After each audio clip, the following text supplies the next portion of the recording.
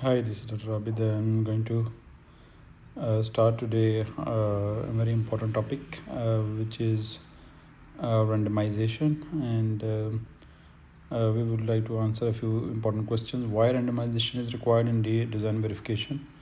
How class-based randomization helps? And then another important topic is why do we need constrained randomization?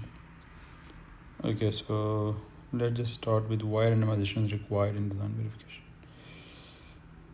Okay, so let's just start with our example. So let's say you want to generate test vectors for our memory that were designed into test.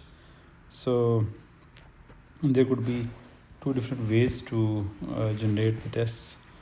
One is directed tests,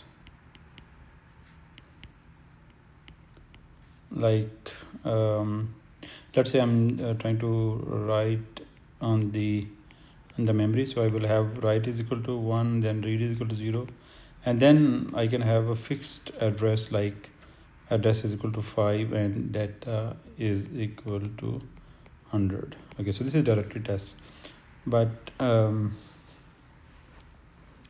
I want to I can generate some random tests as well. So random tests.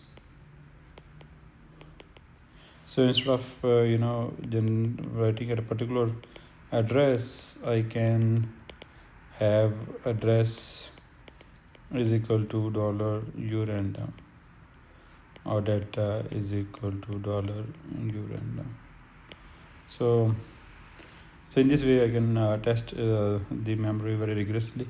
I can write at any address out of the range and at the data as well. So let's say we have a 32x8 memory as DUT, and we generate complete addresses to perform these tests. Okay, so let's say clear memory test, we write 0 to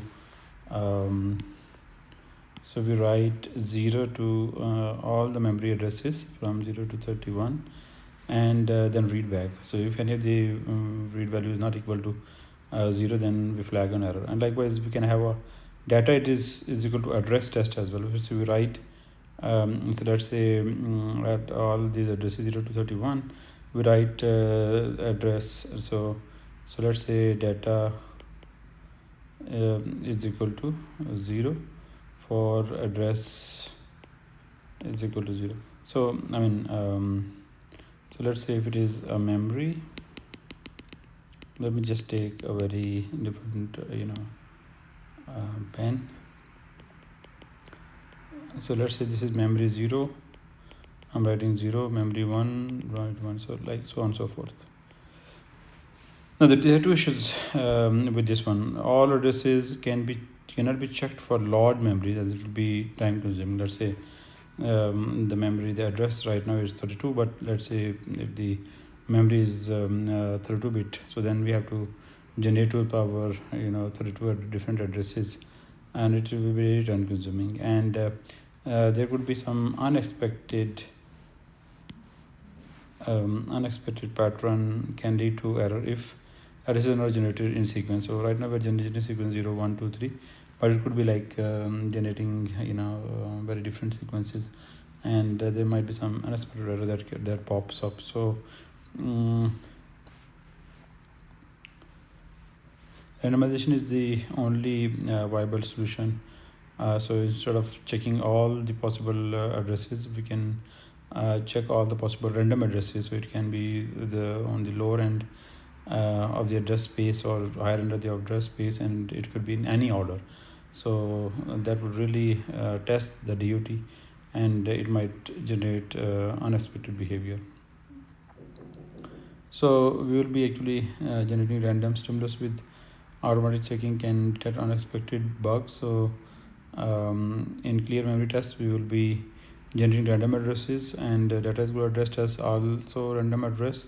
But in random test, pure random test, we can generate random data or random address to really test it out. So far we have been generating the random stimulus in this way.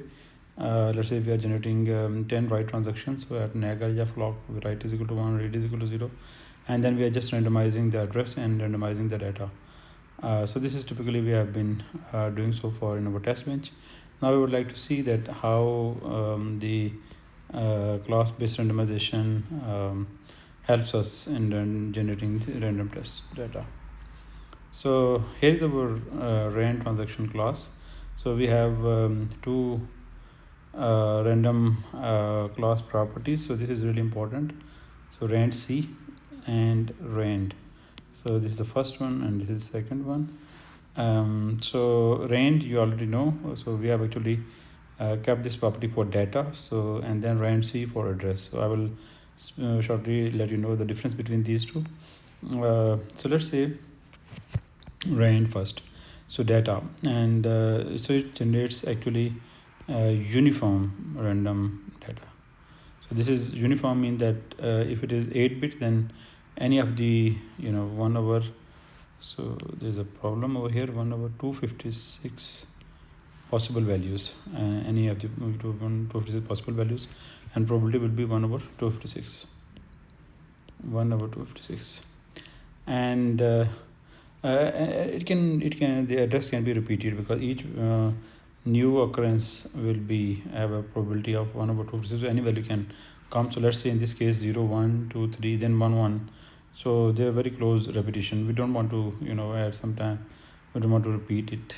So let's say in this case of address, we want to write at a unique address. So we just declare it as a rand C instead of rand. So this is random cyclic.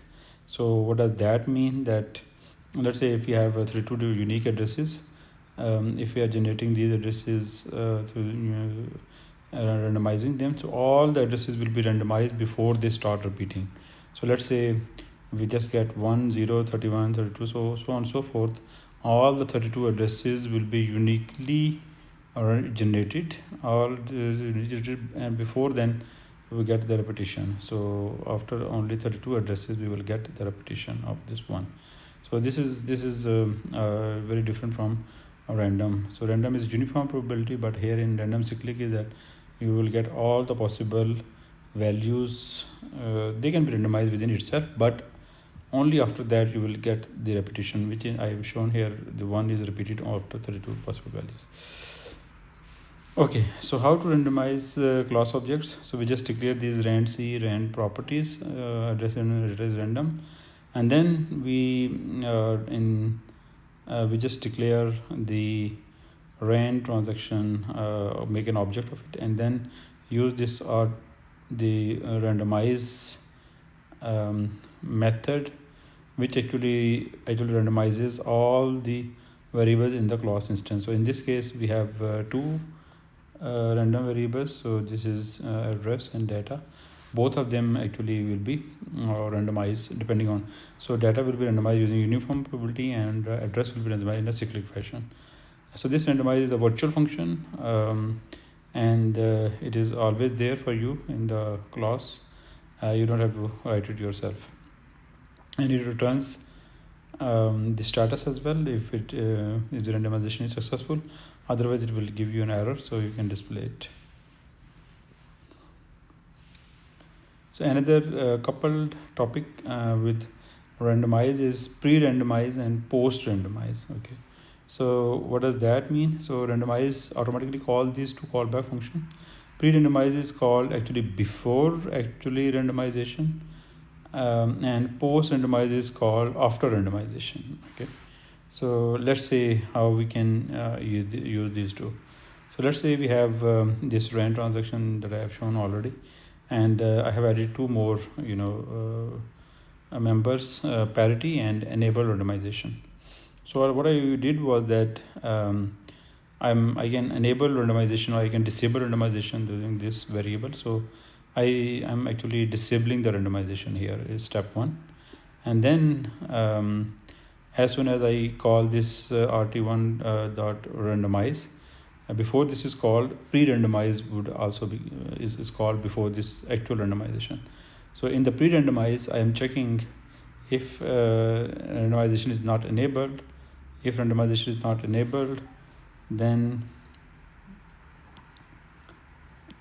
I have to generate the directed test. So address is at a particular test, address is 10, data is equal to 5, right is equal to 1.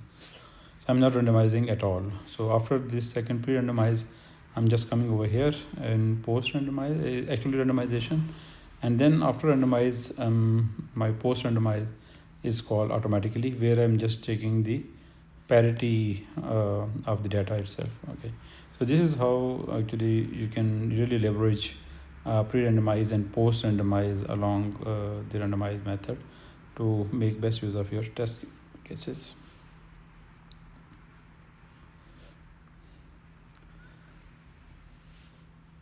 Okay, I think we can stop it over here, and then we will continue with the new video. We will see that how randomization occurs in aggregate classes. Stay tuned.